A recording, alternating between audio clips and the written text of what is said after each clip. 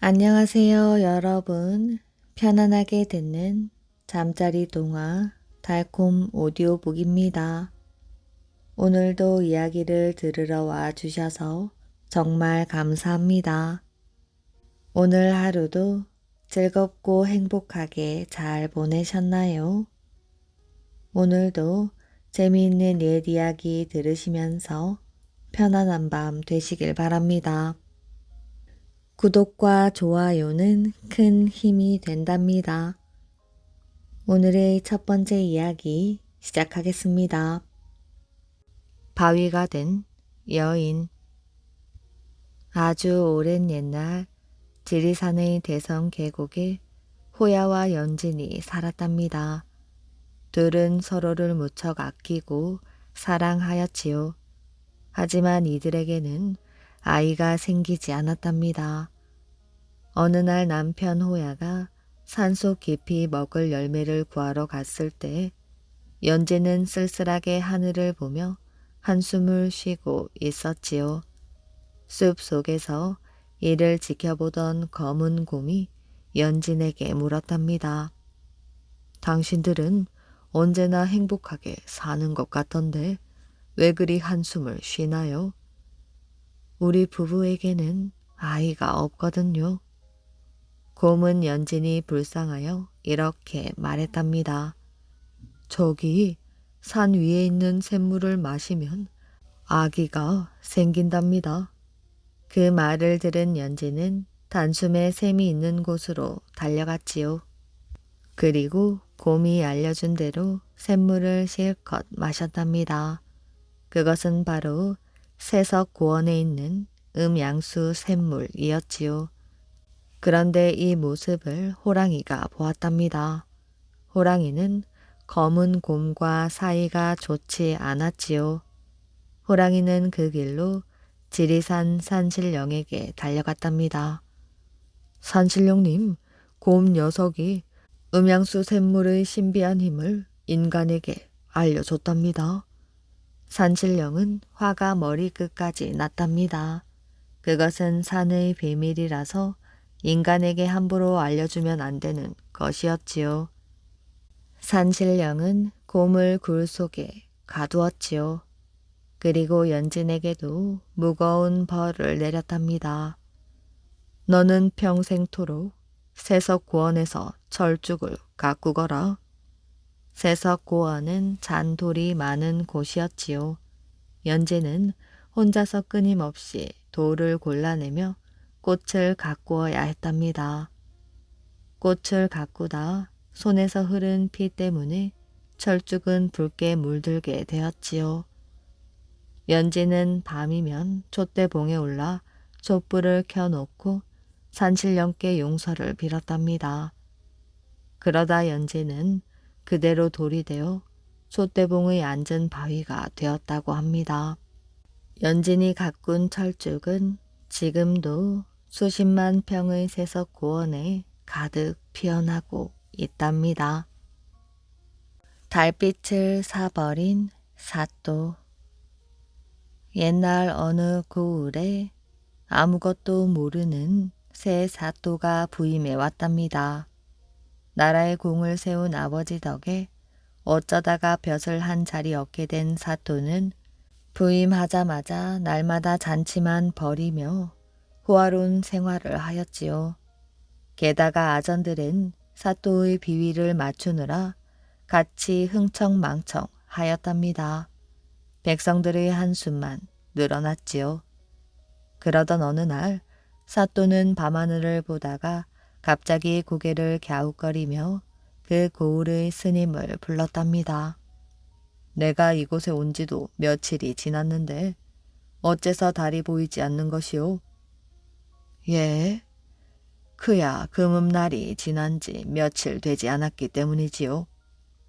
사또가 달이 보이지 않는 금음날에 왔으니 그건 너무도 당연한 일이었답니다. 그러나 어리석은 사또는 그 뜻을 모르고 다시 물었어요. 아무리 그래도 그렇지. 이런 잔치에 달이 없으니 어디 흥이 나야 말이지. 스님은 사또가 끼니를 굶고 있는 백성들은 돌보지 않고 밤낮 잔치만 벌이는 것도 기가 막혔는데 엉뚱한 소리까지 하니 더욱 어이가 없었답니다. 이런 사또를 믿고 허리가 꼬부라지도록 일하는 것을 갖다 바치는 백성들만 불쌍하구나. 스님은 백성을 도울 한 가지 꾀를 내었답니다.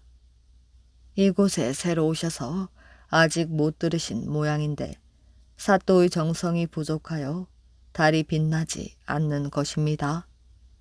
정성이라니 무슨 정성 말인가?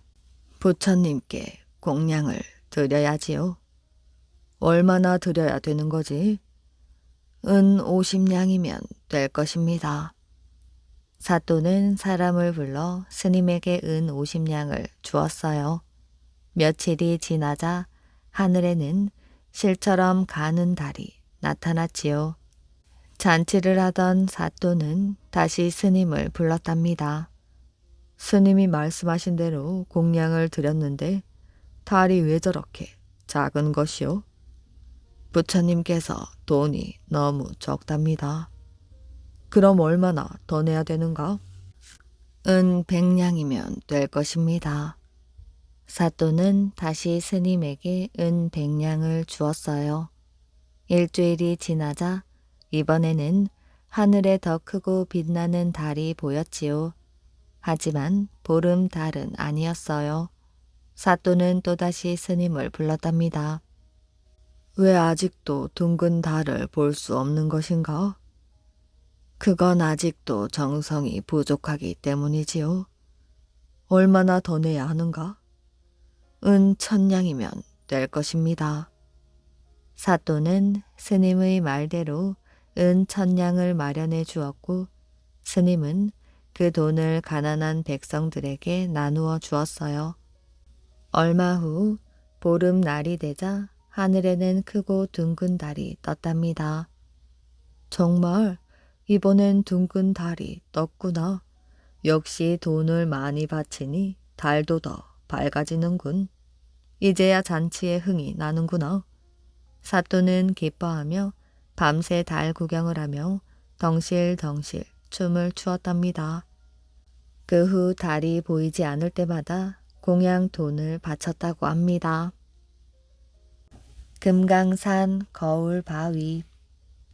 옛날 어느 마을에 봉덕이라는 사람이 노자를 푼푼히 장만해 가지고 금강산 구경을 떠났답니다. 봉덕이는 집을 떠난 지 며칠 만에 금강산이 멀리 바라보이는 주막에 이르렀지요. 봉덕이는 주막에 들러 저녁밥을 먹은 뒤 잠을 자려고 자리에 누웠어요. 안방에는 서울 양반이 묵고 있었고 봉덕이가 자리 잡은 바깥방에는 웬 스님 하나가 뒤늦게 들어와서 같이 자게 되었답니다. 이른 새벽 안방에서 갑자기 왁자지껄 떠들어대는 소리가 나더니 봉덕이가 자는 방에 번거지를 쓴 사람이 뛰어들어왔답니다. 니놈이 우리 생원님의 돈을 훔쳤지. 어서 내놓거라. 그 사람은 다짜고짜 봉덕이의 보찜을 빼앗으려 하였지요. 봉덕이는 무슨 영문인지 몰라 보찜을 움켜쥐고 나는 평생 남의 물건에 손을 댄 일이라고는 한 번도 없는 사람이요. 하면서 자기의 정직함을 말했답니다. 이놈, 이 방에 니놈하고 저 스님밖에 없는데 그럼 스님을 의심하란 말이냐? 잔말 말고 어서 네 보따리나 풀어보자. 봉덕이는 더 이상 말로만 버틸 수 없다고 생각해 자기 보찜을 풀어 헤쳐 보였지요. 그런데 정말 놀라운 일이 일어났답니다. 봉덕이의 보따리 안에 양반이 잃어버린 돈 꾸러미가 들어있는 것이었지요. 그러자 번거지를 쓴 사람은 봉덕이를 뻔뻔스러운 놈이라고 욕하고 때리면서 굵은 줄로 꽁꽁 묶었답니다. 봉덕이는 억울한 심정을 하소연하려고 함께 자던 스님을 찾았지요. 그런데 그 스님은 어느새 어디로 나갔는지 보이지 않았답니다. 번거지를 쓴 사람은 그 길로 봉덕이를 관가로 끌고 갔지요. 아무 죄도 없이 관가로 끌려가는 봉덕이는 너무 억울하여 금방이라도 가슴이 터질 것 같았답니다. 도대체 어떤 놈이 이런 일을 꾸며놓았단 말이야? 봉덕이는 이를 부드득 갈았지요. 그토록 구경하고 싶던 금강산을 코앞에까지 왔다가 보지 못하게 된 일을 생각하면 더욱 분하기 짝이 없었답니다. 관가로 끌려가던 봉덕이는 서울 양반더러 단 하루만이라도 금강산을 구경하게 해달라고 간청을 하였지요. 서울 양반은 무엇인가 생각하더니 선뜻 봉덕이의 청을 들어주었답니다. 서울 양반이 봉덕이의 청을 들어준 것은 봉덕이의 몸을 거울 바위에 비추어 보게 하면 잘못이 명백하게 밝혀질 것이라고 생각했기 때문입니다. 서울 양반은 봉덕이에게 번거지를 쓴 사람들을 붙여 금강산을 구경시키게 하였지요. 봉덕이는 금강산을 돌아보는 사이에 아름다운 경치에 홀딱 반해 관가로 끌려가 형벌을 받을 몸이라는 것조차 까맣게 잊어버리고 말았습니다. 골짜기마다 피어난 향기로운 꽃들은 봉덕이의 마음을 기쁘게 해 주었답니다. 번거지를 쓴 사람들은 봉덕이를 거울 바위가 있는 백천동 골짜기로 데리고 갔지요. 골짜기에 들어선 봉덕이는 그만 입을 쩍 벌리고 말았답니다. 거울처럼 매끈하게 생긴 바위 하나가 눈앞에 나타났기 때문이지요. 봉덕이는 저도 모르게 바위 앞으로 다가섰답니다. 봉덕이는 또 한 번 깜짝 놀랐지요. 그 바위 안에서 웬 사람 하나가 자기를 마주보며 서 있었기 때문입니다. 봉덕이는 참으로 신기한 일이라 두 눈을 깜빡거렸습니다. 그러자 바위 안에 있는 사람도 두 눈을 깜빡거리는 것이었지요. 봉덕이는 이상한 사람이 자기를 흉내내는 게 기분 나빠 이맛살을 찡그렸답니다. 그랬더니 그 사람도 이맛살을 찡그리며 자기를 곱지 않은 눈으로 흘겨보았답니다. 더욱 이상한 생각이 든 봉덕이는 바위 앞으로 바짝 다가가서 두 눈을 비비며 그 사람을 들여다보았지요. 아니, 저게 누구야? 봉덕이는 깜짝 놀랐답니다. 바위 안에 있는 사람은 분명 자기의 모습이었어요. 바위에 자기 몸이 그대로 비치고 있었던 것입니다. 세상에 이런 바위가 다 있단 말이야? 봉덕이는 거울 같은 바위를 정신없이 들여다보고 또 보았습니다. 그런 봉덕이를 바라보며 번거지를 쓴 사람들은 생각하였지요. 저 사람은 아무 죄가 없는 게 분명하구나. 어서 내려가서 생원님에게 이 사실을 아뢰야지. 그때 스님 한 사람이 봉덕이가 서 있는 거울 바위 앞으로 다가왔습니다. 어제 저녁 봉덕이와 함께 주막에서 자던 그 스님이었지요. 여보시오, 스님. 봉덕이는 반갑게 스님을 불렀답니다.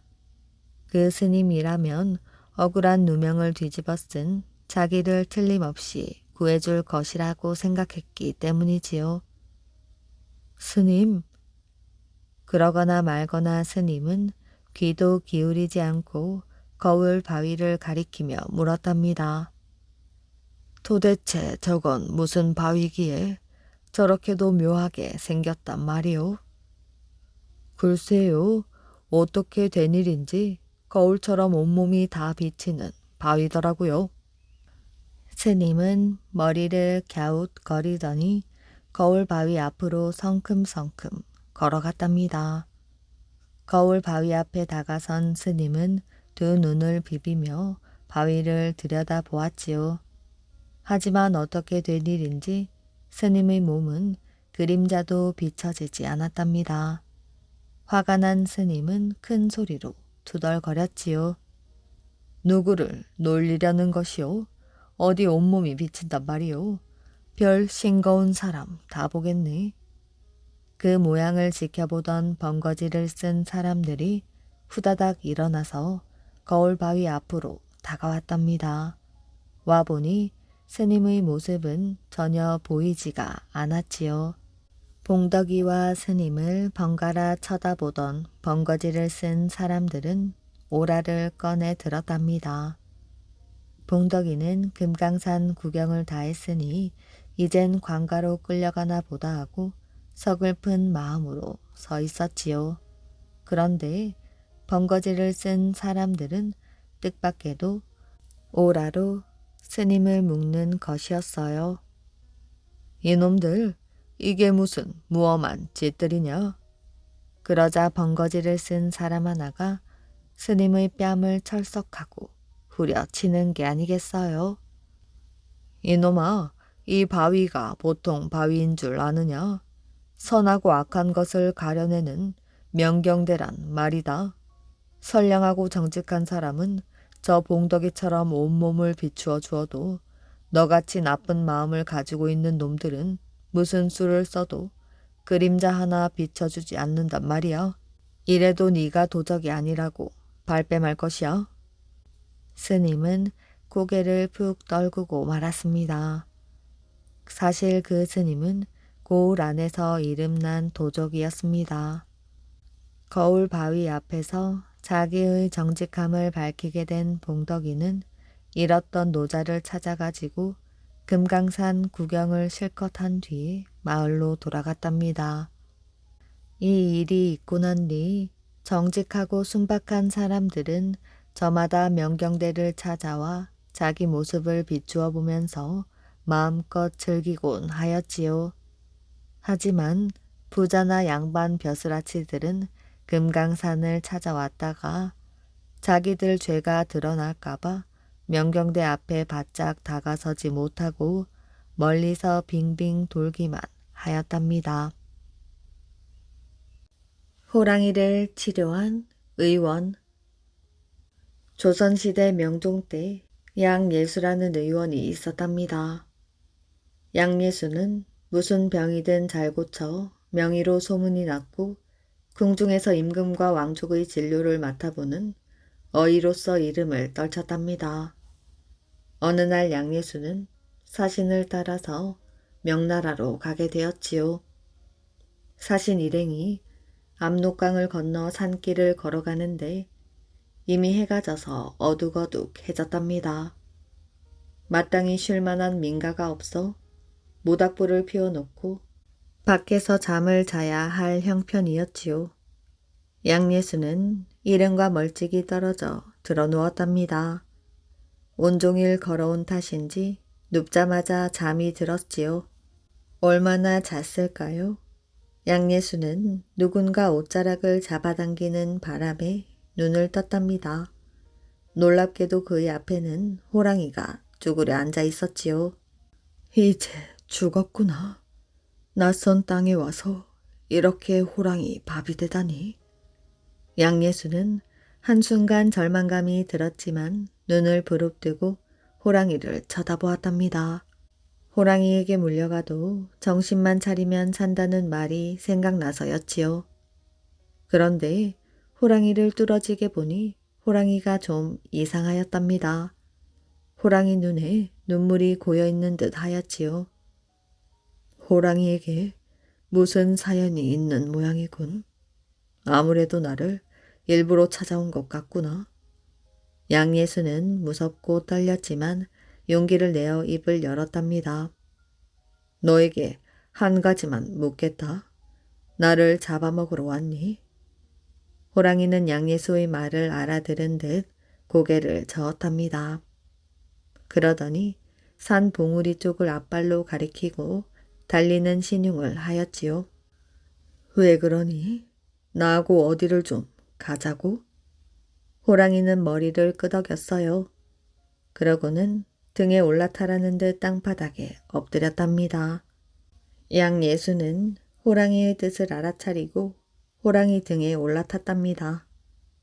호랑이는 양예수를 태운 채 쏜살같이 내달렸지요. 호랑이가 양예수를 데려간 곳은 깊은 산속에 있는 굴이었답니다. 호랑이는 굴 앞에 양예수를 내려놓고 혼자 굴 속으로 들어갔지요. 그러고는 새끼 한 마리를 입에 물고 굴에서 나왔답니다. 새끼 호랑이는 어디가 아픈지 끙끙 앓는 소리를 냈답니다. 양예수가 살펴보니 다리가 부러져 있었지요. 그제야 양예수는 고개를 끄덕였습니다. 이제 알겠다. 어미 호랑이가 새끼를 치료해 달라고 나를 데려왔구나.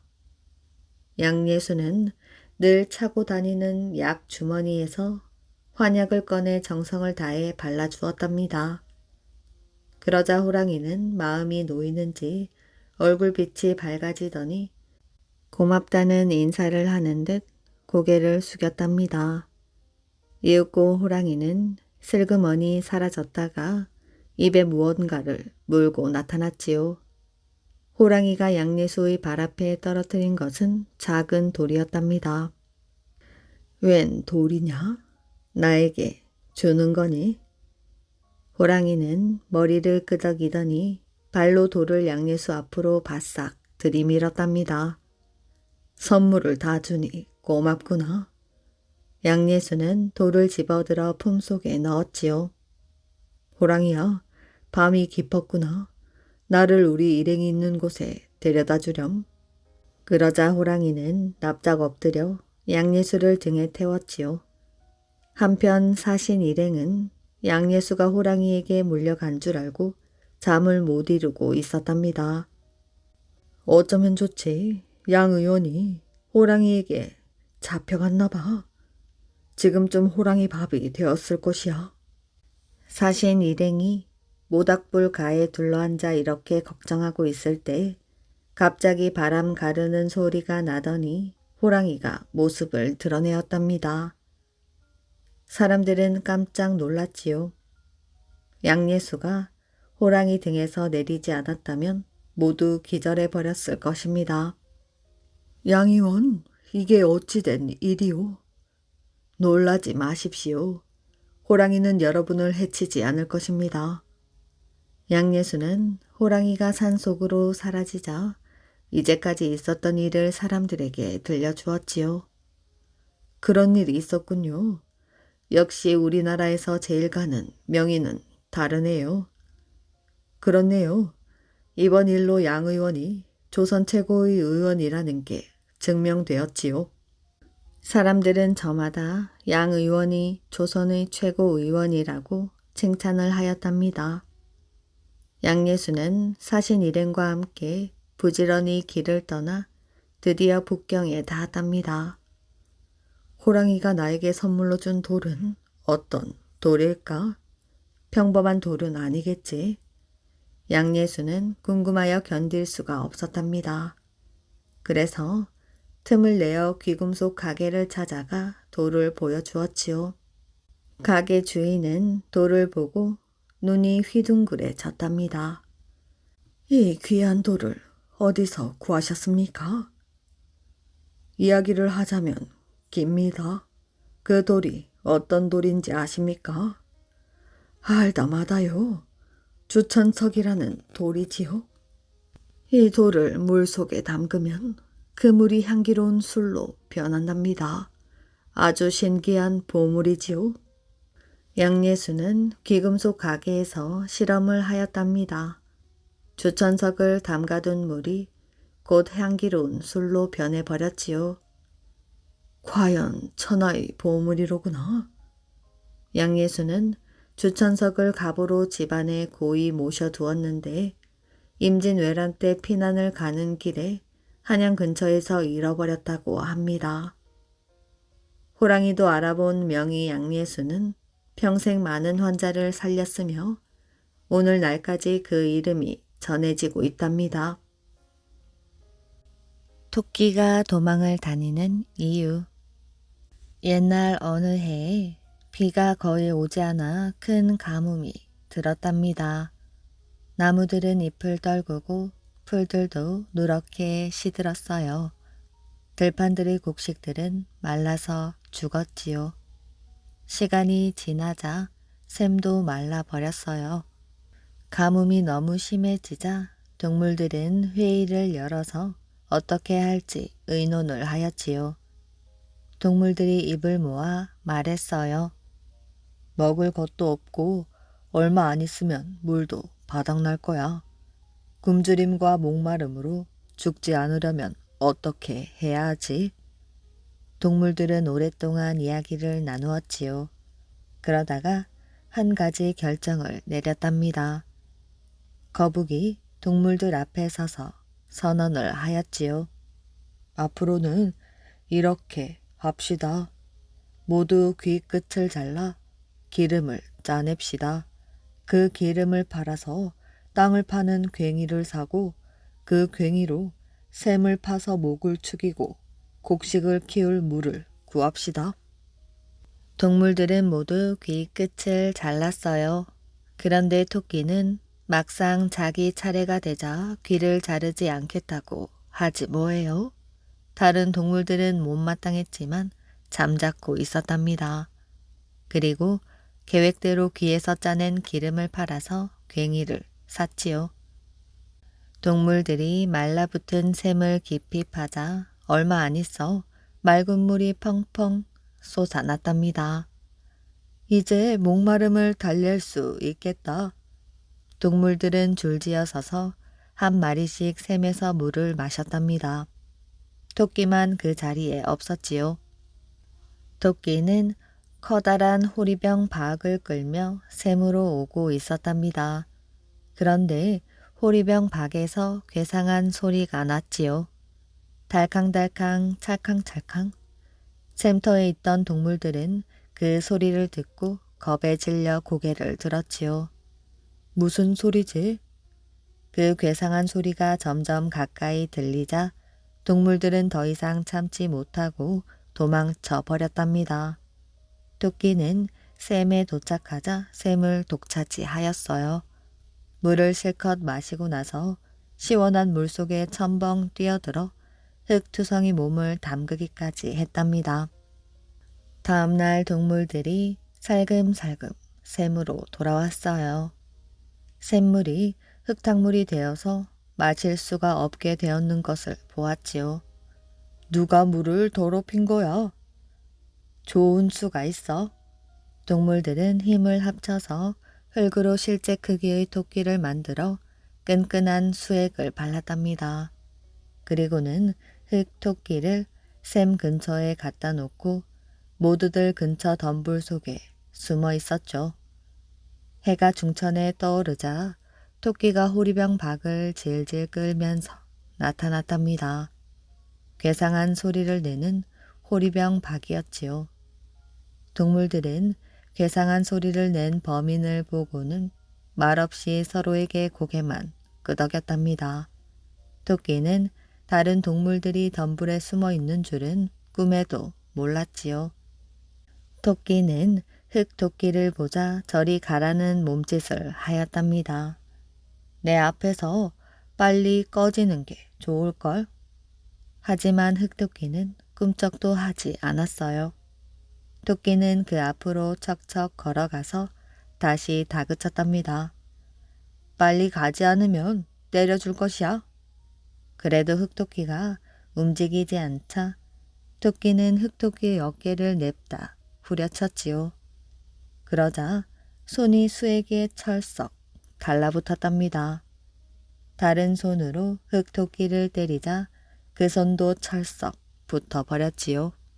토끼는 화가 나서 두 발을 찼답니다. 하지만 두 발마저 철썩 붙어버리는 바람에 토끼는 옴짝달싹도 못하게 되었지요. 그제야 숨어있던 동물들이 나왔답니다. 바로 너였구나. 말로는 하겠다고 하더니 막상 귀를 자르라니까 딴청을 피운 녀석. 샘을 팔 때는 코빼기도 안 내밀던 녀석. 거기다가 물을 마실 수도 없게 더럽히기까지 하다니. 넌 벌을 받아 마땅해. 너 같은 놈은 감옥에 집어넣고 열쇠를 없애버려도 시원치 않아. 하지만 그렇게 하지는 않겠어. 대신 여기서 썩 사라지거라. 이 비겁한 짐승아. 살고 싶으면 죽도록 도망쳐야 할걸. 그 말이 끝나자마자 토끼는 죽을 힘을 다해 달아났어요. 그렇게 해서 토끼는 오늘날까지도 항상 도망 다니고 있다고 합니다. 그리운 아들의 그림자. 인도 아유타국의 허왕옥 공주가 가락국으로 와서 수로왕과 결혼을 하였답니다. 그래서 모두 10명의 왕자와 3명의 공주를 낳았지요. 이 가운데 7명의 왕자는 외삼촌인 보옥선사가 전해주는 부처님의 말씀을 좋아했답니다. 어느 날 왕자들은 왕과 왕비에게 말했지요. 저희는 외삼촌처럼 스님이 되고 싶어요. 모든 이치를 깨달아 성불하고 싶습니다. 왕과 왕비는 조금 서운했지만 허락을 해 주었답니다. 곧 왕자들은 보옥선사를 쫓아 지리산으로 들어갔지요. 세월이 흘러 7 왕자는 열심히 노력한 끝에 모두 성불할 수 있었답니다. 왕과 왕비는 그 소식을 듣고 무척 기뻤답니다. 아들들이 보고 싶기도 하였지요. 그래서 지리산으로 찾아갔답니다. 하지만 아무리 암자 앞에서 기다려도 7 왕자들은 2 사람을 만나주지 않았답니다. 얘들아, 내가 왔단다. 마음이 다급해진 왕비는 아들들의 이름을 불러보았답니다. 그러자 어디선가 목소리가 들려왔지요. 우리 7형제는 이미 세상의 인연을 끊고 성불하였습니다. 그러니 그냥 돌아가십시오. 왕비는 왕자들의 목소리를 들으니 너무 반가웠답니다. 한 번만 너희 얼굴을 보고 싶구나. 한 번만. 왕비가 애원하자 왕자들은 하는 수 없이 말했지요. 그럼 암자 앞 연못가로 오십시오. 왕비는 이 말을 듣고 기뻐 얼른 달려갔답니다. 하지만 아무리 둘러보아도 왕자들의 모습은 보이지 않았지요. 왕비가 슬픔에 빠져 발길을 돌리려는 참이었어요. 연못 속에 7 왕자가 합장을 하고 있는 모습이 비쳤지요. 나의 왕자들아. 왕비가 너무 반가워서 다가서려고 하자 왕자들의 모습은 곧 사라졌답니다. 그리고 다시는 나타나지 않았지요. 왕과 왕비는 서운한 마음을 거두고 왕자들을 기리기 위해 절을 지었답니다. 그것이 7 부처라는 뜻의 칠불사이지요. 왕자들이 모습을 보였던 연못은 영지라고 부르게 되었답니다. 영지는 그림자 연못이라는 뜻입니다. 백정이 된 효자. 옛날 어느 마을에 홀 어머니를 모시고 사는 젊은이가 있었답니다. 이 젊은이의 어머니는 앞을 못 보는 소경이었지요. 그래서 누군가 곁에서 돌봐주어야 하였지요. 젊은이는 잠시도 어머니 곁을 떠나지 않고 온갖 시중을 들었답니다. 얼마나 극진히 어머니를 섬기는지 하늘이 낳은 효자라는 말을 들을 정도였지요. 젊은이는 30이 넘었지만 장가를 들지 않았답니다. 나는 평생 어머니만 모시고 살 거야. 아내는 필요 없어. 젊은이는 오래전 이렇게 마음을 정하였어요. 결혼하여 얻은 아내가 어머니를 구박하면 어쩌나 걱정이 되었던 것입니다. 어느 무더운 여름날 길을 가던 스님이 젊은이의 집 마당으로 들어왔어요. 실례합니다. 날이 더워 목이 타는데 물 한 그릇만 얻어 마실 수 있겠습니까? 물론이지요. 이쪽으로 오세요. 젊은이는 스님을 된 마루에 앉히고 얼른 물 한 그릇을 떠다 주었답니다. 스님은 벌컥벌컥 물을 마시고는 빈 그릇을 젊은이에게 주었지요. 잘 마셨습니다. 고맙습니다. 댁에 앞 못 보는 어머니가 계시지요? 어머니 눈을 뜨게 할 방법이 한 가지 있습니다. 스님의 말에 젊은이는 귀가 번쩍 뜨였어요. 어떻게 하면 어머니의 눈을 뜨게 할 수 있나요? 알려드릴 수는 있지만 워낙 어려운 일이라서. 아닙니다. 어머니의 눈이 떠지기만 한다면 저는 무엇이든지 할 수 있습니다. 목숨을 내놓으라면 그리하겠습니다. 효성이 지극하시군요. 당신 같은 효자라면 어머니의 눈을 뜨게 할 수도 있겠어요. 스님, 어서 그 방법을 알려주십시오.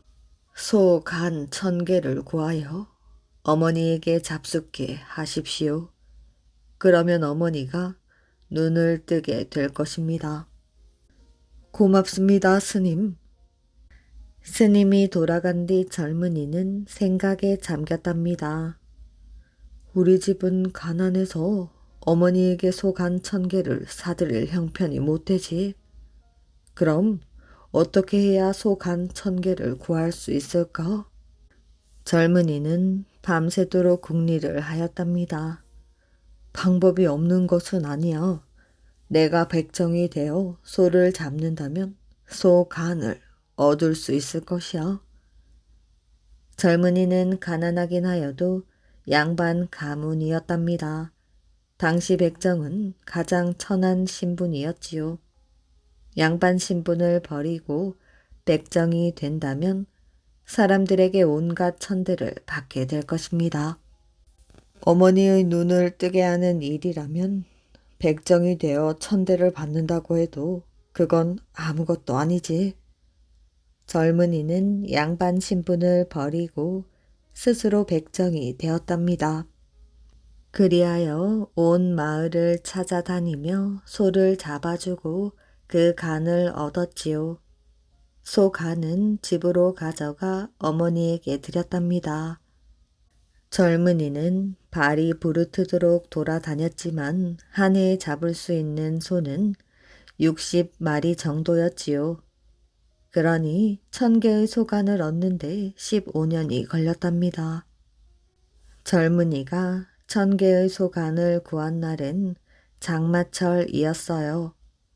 어느 마을에 가서 소를 잡았는데 비가 많이 와서 강물이 넘쳐 강을 건널 수 없었답니다. 강가에는 배 한 척 보이지 않았지요.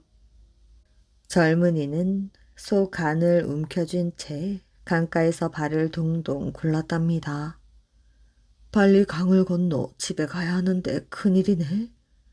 날이 더워서 소 간이 상해버리면 어머니가 잡숫지 못하는데. 젊은이는 안타까운 마음에 하느님께 기도를 드렸답니다. 하느님, 도와주십시오. 1000개째의 소 간을 어서 어머니께 갖다 드려야 합니다. 젊은이가 기도를 마쳤을 때 강 상류에서 난데없이 작은 배 한 척이 떠내려왔답니다. 갓 만들어 띄운 듯 새 배였지요. 젊은이는 재빨리 그 배에 올라탔답니다. 그리고 노를 저어 얼른 강을 건넜지요. 젊은이는 배에서 훌쩍 뛰어내렸어요. 뒤를 돌아보니 작은 배는 어느새 사라지고 커다란 나뭇잎이 강물에 떠내려가고 있었답니다. 나뭇잎을 배로 변하게 해서 저에게 보내주셨군요. 정말 감사합니다. 젊은이는 하느님께 기도를 드리고 집을 향해 달려갔답니다. 어머니, 1000개째의 소 간이에요. 어서 드셔요.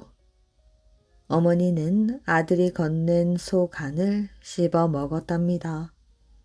그러고는 손등으로 눈을 비비더니 이렇게 말하였지요. 얘야, 이게 꿈이냐 생시냐? 앞이 보이는구나. 젊은이는 어머니를 얼싸안고 기쁨의 눈물을 흘렸답니다. 백정이 된 효자의 소문은 온 마을에 퍼졌답니다. 이 소문은 임금의 귀에까지 들어갔지요. 임금은 효자비를 세우게 하였답니다. 어머니의 복수를 한 왕. 조선시대 왕자 중 융이라는 왕자가 있었답니다. 성종과 쫓겨난 윤씨 사이에 태어난 아들이었지요.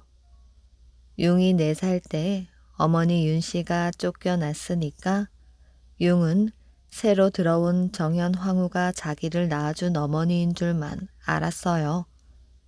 성종이 폐비 사건을 일체 거론하지 못하도록 엄명을 내렸기 때문이지요.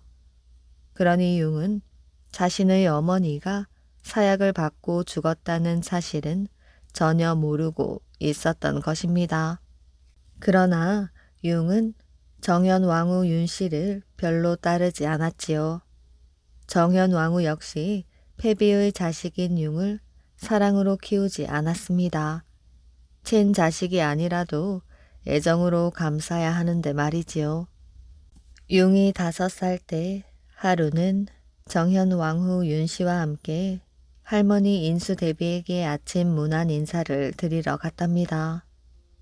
그때는 매일 아침 문안 인사를 드렸는데 이날 아침 융이 절을 하고 바로 앉으려는데 하품이 나와 입을 크게 벌렸지요. 그러자 왕후 윤씨가 눈살을 찌푸리며 어린 세자에게 핀잔을 주었답니다. 인수대비도 융을 나무랄 뿐이었어요. 인수대비 역시 융을 예뻐하지 않았어요. 생김새도 그렇고 걷는 모습까지 폐비 윤씨를 닮아 눈에 거슬렸던 것입니다. 그래서 인수대비는 융을 볼 때마다 잔소리를 하며 나무랐고 지나칠 만큼 혹독하게 대했어요. 정현왕후 윤씨는 융의 잘못을 인수대비에게 고해 바치기도 하였답니다. 그리고 나중에 태어난 정현왕후의 아들 진성대군에게는 윤씨나 인수대비 둘 다 대조적인 태도를 보였지요. 이런 차별 대우는 융의 가슴에 응어리를 만들었답니다. 융은 결코 순한 아이로 자라지는 않았어요. 자신의 내면을 쉽게 드러내지 않는 음침한 구석이 있었고 괴팍하고 변덕스러웠지요. 게다가 학문을 싫어하고 학자를 좋아하지 않았을 뿐 아니라 고집스럽고 독단적인 성향도 있었답니다. 융을 가르치는 선생은 조자서와 허침이었답니다. 조자서는 성격이 대쪽 같아 잘못한 일은 그냥 넘기지 않았어요. 융이 워낙 노는 것을 좋아하여 공부를 전혀 하려고 하지 않았기 때문에 조자서는 늘 화를 냈답니다. 그리고 성종에게 고하겠다고까지 했지요. 그래서 융은 하는 수 없이 공부를 하는 채 했지만 속으로 조자서를 굉장히 미워했답니다. 반면 허침은 부드러운 사람이라 늘 다정한 얼굴로 융을 대해주었어요. 공부를 하기 싫어하는 융을 타이르기도 하고 칭찬을 아끼지 않았답니다. 그래서 융은 허침을 좋아했어요. 어느 날 융이 장난삼아 벽에 낙서를 했습니다. 조자서는 큰 소인이고 허침은 큰 성인이다. 이 낙서를 조자서가 보고 불같이 화를 내었답니다. 융이 장난이라고 말했지만 조자선은 화가 나 융을 심하게 나무랐지요. 그래서 융은 훗날 왕위에 오르면 조자설을 가만두지 않겠노라고 다짐을 하게 되었답니다. 성종도 성격이 모난 융을 탐탁하게 여기진 않았어요. 어느 날 성종과 융이 함께 뜰을 거닐다가 뜰에 넓은 우리가 있었는데 거기 토끼, 사슴 등 여러 짐승들이 평화롭게 놀고 있었답니다. 성종은 평소 사슴을 아주 좋아했어요. 그날도 사슴 우리로가 먹이를 주었지요. 융도 옆에서 아버지를 따라 했답니다. 그런데 사슴이 먹이를 받아 먹다가 갑자기 융의 손을 핥으려고 했던 것입니다. 융은 깜짝 놀라 사슴의 배를 발로 차버렸어요. 이를 지켜본 성종은 융을 꾸짖었답니다. 사슴이 너를 해치지도 않았는데 짐승을 그렇게 발로 차면 못 쓰는 것이야. 말 못하는 짐승일지언정 사랑해야 하는 것이다. 성종은 마음이 어두웠답니다. 융을 왕세자로 봉하는데 많은 고민을 하게 되었지요. 그렇지만 당시로서는 봉할 왕자가 없었답니다. 진성대군도 태어나지 않은 때라 왕비 소생의 왕자는 융 한 명뿐이었지요. 그래서 성종도 다른 선택의 여지 없이 융을 세자로 책봉할 수밖에 없었답니다. 이때 인수대비는 패비의 아들을 세자로 책봉하면 후에 화를 부를 것이라며 반대를 하였지요. 그 후 성종이 38세의 나이로 세상을 떠나고 19살의 세자 융이 왕위에 오르게 되었답니다. 바로 이 융이 10대 연산군이지요. 연산군은 처음에는 폭군의 모습은 아니었어요. 연산군은 왕위에 오르자마자 성종을 본받아 나라를 잘 다스리려고 노력했고 당시 나라가 안정돼 있었기 때문에 큰 어려움 없이 나라의 질서는 잘 유지되어 갔답니다. 하지만 시간이 지날수록 어린 시절을 고독하게 보낸 연산군은 내면에 숨겨져 있던 광폭한 성격을 어김없이 표출하기 시작했답니다. 엄청난 사람을 죽이는가 하면 자신을 비판하는 무리는 단 한 사람도 곁에 두지 않는 전형적인 독재 군주로 군림하였지요. 연산군이 진짜 자신의 어머니가 누구인지 알게 되는 사건이 벌어지면서 연산군은 점점 더 광적인 폭정을 일삼았답니다. 성종이 세상을 떠나고 선릉에 장사를 지내게 되었지요. 그런데 장사를 지낼 때에는 상주가 지문을 읽게 되어 있답니다. 지문이란 죽은 사람의 이름과 태어나고 죽은 날과 살아있을 동안의 행적 등을 적은 글이었지요. 그런데 연산군이 지문을 읽어 내려가다가 이상한 것을 발견하고 신하를 불렀답니다. 지문에 나오는 판봉상시사 윤기견이 누구더냐? 그리고 윤씨는 왜 패비가 된 것이야? 신하들은 대답하지 못하고 머뭇거릴 뿐이었어요. 하지만 연산군이 패비 윤씨에 대해 궁금해하자 신하들은 자세한 이야기는 꺼내지 못하고 왕의 생모가 패비되었다는 말만 하게 되었지요. 그 후 외할머니가 윤씨 패비 사건을 연산군에게 알리고 말았답니다. 이 일로 연산군은 제위 10년에 인수대비가 병상에 눕게 되었을 때 생모 패비 사건에 관련된 자들을 조사하였지요. 그리고 이 일에 관계된 사람들을 모두 처단하기 시작하였답니다. 연산군은 우선 윤씨 패출에 관여한 성종의 두 후궁 엄귀인과 정귀인을 궁중뜰에서 직접 참하고 정씨의 소출인 안양군, 봉황군을 귀양 보내 사약을 내렸답니다. 그리고 인수대비를 머리로 들이받아 부상을 입혀 죽게 하였지요. 또한 비명에 죽은 생모의 넋을 위로하고자 왕비로 추승하고 성종묘에 제사를 하려 하였답니다. 은교 권달수와 이행 두 사람만이 있을 수 없는 일이라고 반론을 폈지만 권달수는 죽임을 당하고 이행은 귀향길에 오르게 되었답니다. 연산군의 행동은 여기서 그치지 않았답니다. 신하들이 자신의 행동을 저지하지 못하리라는 판단을 한 그는 윤씨 폐위에 가담하거나 방관한 사람을 모두 찾아내어 조치하기 시작하였어요. 윤씨의 폐위와 사형에 찬성했던 10여 명이 사형당했고 이미 죽은 한치영, 한명회, 정창손, 어세겸 등은 부관참시에 처해지게 되었답니다. 연산군은 이 사건으로 인해 모든 권력을 손아귀에 넣게 됐고 그 후부터는 뭐든지 마음대로 했답니다. 또한 성균관, 원각사 등을 솔과 여자가 있는 주색장으로 만들고 불교 선종의 본산인 홍천사를 마국간으로 바꾸었지요.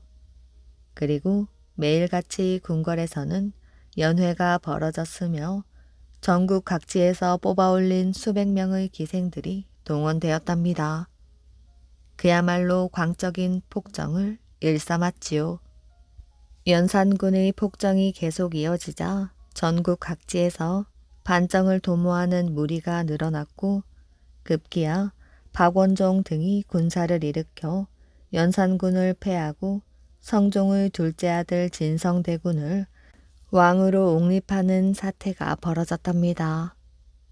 연산군 패출이 성공하자 박원종 등은 연산군을 왕자의 신분으로 낮추고 강화도에 유배를 시켰는데 2달 뒤 연산군은 그곳에서 생을 마감하게 되었답니다.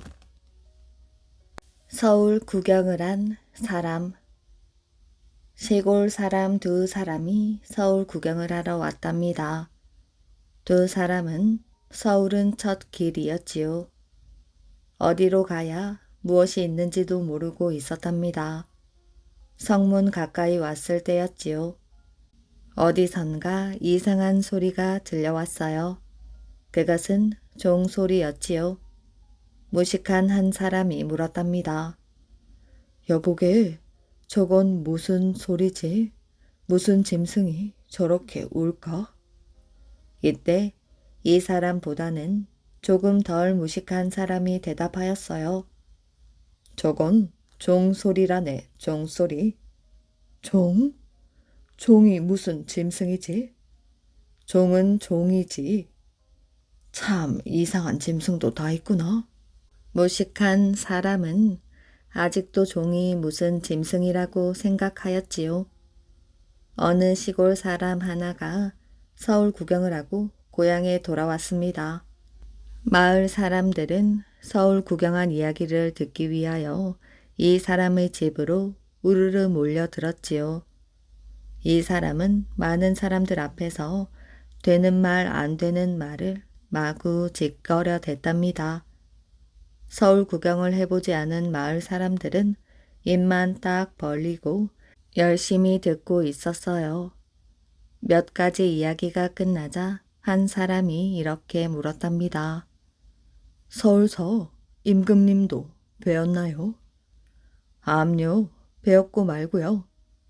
우와! 사람들은 모두 함성을 질렀지요. 임금님의 모습은 어떠하시던가요? 임금님이 한번 행차를 하시면 백성들은 무조건 그 자리에서 꿇어 엎드려야 한다고요. 그럼 당신도 엎드렸다면 임금님을 뵙지 못했을 것 아니요. 모르시는 말씀. 나는 살짝 고개를 들고 훔쳐보았지. 그래요? 놀라지 마시오. 임금님은 금으로 된 옷을 입고 금으로 만든 수레를 타고 가셨어. 이 사람은 생각나는 대로 막 말을 하였어요. 그때 또 한 사람이 물었답니다. 임금님께서 금으로 만든 옷을 입고 어떻게 움직일 수가 있단 말이오. 그러자 이 사람은 얼굴이 불그락 푸르락 하더니 이 사람아, 모르는 소리 작작하라고. 임금님께서 무엇이 답답하여 움직인단 말인가? 옆에서 시중 드는 사람이 있겠다. 움직일 때에는 부축하여 주는 신하들이 있지. 무엇이 답답하여 임금님이 움직여? 모르거든 입 꼭 다물고 가만히 있으라고. 이 바람에 모두들 조용히 입을 다물고 말았답니다. 또 다른 시골 사람이 서울에 가게 되었어요. 그때 서울에 다녀왔다는 이웃 사람이 이 사람에게 일러 주었지요. 여보시오, 서울에 가서 물건을 살 때에는 장사치가 부르는 값의 반을 깎아야 하오. 무조건 말인가요? 그럼요. 무조건 반으로 후려 깎으시오. 원래 서울 사람들은 시골 사람들을 봉으로 생각하고 있으니까요. 고맙소. 마침내 이 사람이 서울에 왔습니다. 장터에 가서 물건을 사게 되었지요. 이거 얼마지요? 예, 10냥입니다. 서울 장사꾼이 대답하였어요. 5냥만 하시오. 아, 안 됩니다. 그렇게 남지 않습니다.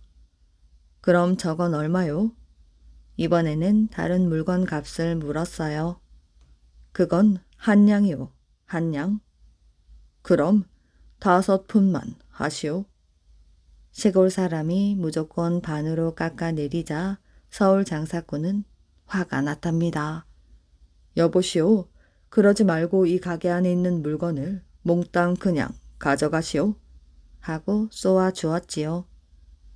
시골 사람은 고개를 절레절레 흔들며 내가 어찌 몽땅 다 가지고 갈 수 있겠소. 반만 가져가야지요. 반만. 서울 장사꾼은 시골 사람의 그 말을 듣고 넋을 잃었답니다. 이야기 재미있게 잘 들으셨나요? 오늘의 이야기는 여기까지입니다. 끝까지 이야기를 들어주셔서 정말 감사합니다. 오늘도 편안한 밤 되시길 바랍니다.